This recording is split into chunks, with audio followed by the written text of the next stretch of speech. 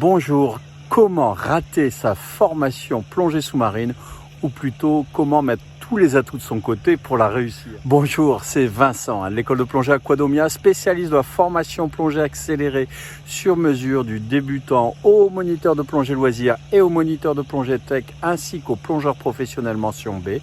À Marseille, Parc National des Calanques toute l'année et aussi aux Caraïbes lors de l'université d'hiver Aquadomia au Mexique de janvier à mars. Alors, quelle est la meilleure façon pour rater sa formation plongée? Eh bien, je dirais en première chose, arriver en méforme, arriver fatigué. Par exemple, après une semaine de boulot ultra fatigant, après un événement catastrophique qui fait qu'on est vraiment à la ramasse au niveau du moral, au niveau physique. Ça c'est le premier point, essayez d'arriver le plus détendu possible. Et si vous voyagez avant de faire votre formation plongée, essayez d'arriver la veille ou l'avant-veille selon la longueur du trajet. On a des fois à Marseille des gens qui se lèvent à 1h du matin pour être là au rendez-vous à 8h. Et je peux vous dire que la formation plongée, elle part sur des bases qui sont pas très fantastiques en termes d'apprentissage, ni même en termes de sécurité. Donc essayez d'arriver en forme physique aussi, même si la formation plongée sous-marine n'existe pas une super condition physique, c'est quand même mieux d'avoir fait attention et surtout si vous arrivez la veille, de ne pas commencer à faire la fête avec vos amis, commencer à boire, etc. Donc ça c'est la première chose, arriver reposé, arriver serein. La deuxième chose, c'est n'hésitez pas à commencer votre apprentissage avant de venir et ça c'est très simple avec toutes les formations des différentes organisations. Vous avez généralement un dispositif d'e-learning qui est en place et si vous n'avez pas eu le temps d'y souscrire ou quoi que ce soit, vous avez sur cette chaîne ou vous retrouvez sur aquadomia.com toutes les vidéos qui vous permettent d'apprendre toutes les bases de la plongée sous-marine de manière à ce que vous sachiez grosso modo ce à quoi vous allez vous attendre. J'ai par exemple une vidéo qui vaut ce qu'elle vaut, vous cherchez briefing première plongée sous-marine et je vois vraiment pour ceux qui la regardent une grosse différence que ceux qui arrivent from scratch. C'est une vidéo qui dure même pas 15 minutes qui permet vraiment de visualiser ce que vous allez faire.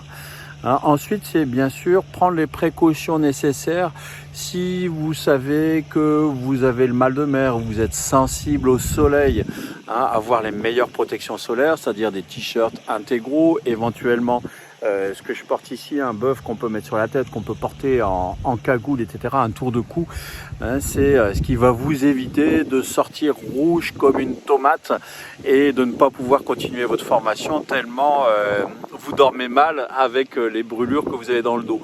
Ensuite, si vous savez que vous êtes potentiellement sensible au mal de mer, prenez vos précautions également, prenez du Mercalm, des choses de ce style qui va vous permettre de gommer les soucis liés au mal de mer qui rendent votre formation très compliquée à suivre. Ensuite, si vous avez une sensibilité aux oreilles, bien sûr, il vous est toujours recommandé d'avoir un certificat médical de non-contre-indication à la pratique de la plongée sous-marine par votre médecin généraliste ou un médecin du sport ou un médecin de la plongée. Mais si vous savez que vous avez une sensibilité aux oreilles, là aussi, prenez vos précautions, entraînez-vous à faire la manœuvre d'équilibrage qui consiste à pincer le nez, souffler par le nez. Si vous le faites ici, vous devriez entendre quelque chose qui se passe dans vos oreilles.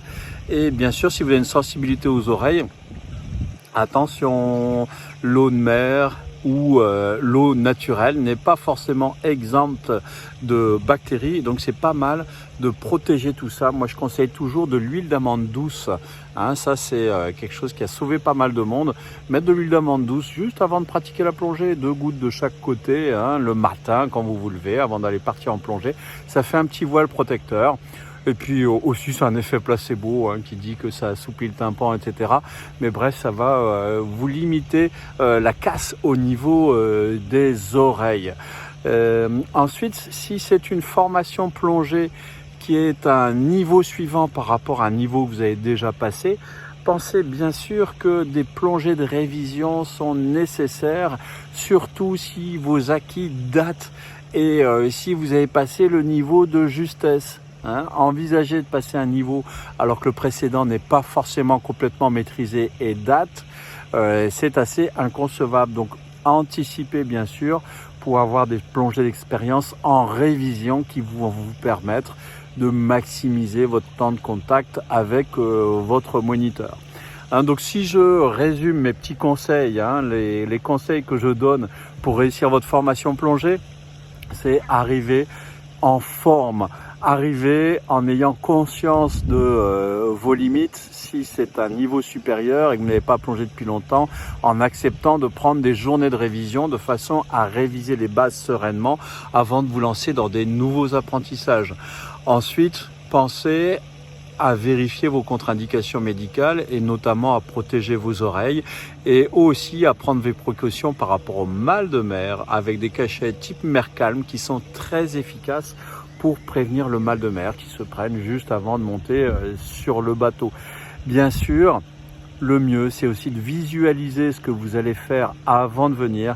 Et pour ça, n'hésitez pas à consulter sur cette chaîne les vidéos d'apprentissage théorique, la vidéo de briefing première plongée qui, même si vous avez plongé depuis, vous passez votre niveau 1 depuis longtemps, vous permet de vous remémorer tout ce qui est signe, tout ce qui est geste de sécurité.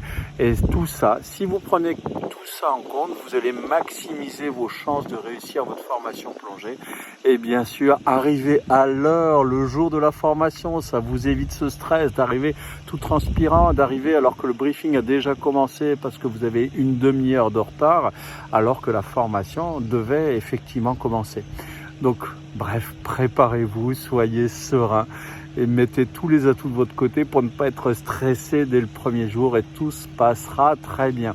Si vous avez une question sur la formation plongée, n'hésitez surtout pas à la poser en commentaire. Si vous avez aimé cette vidéo, un petit pouce. Et puis, si vous n'avez pas aimé, je vous la rembourse.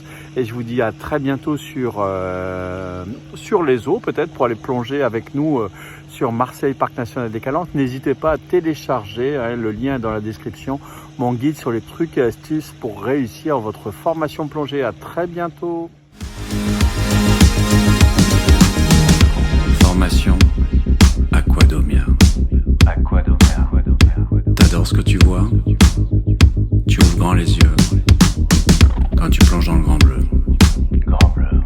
Vas-y, la plongée, c'est pour toi.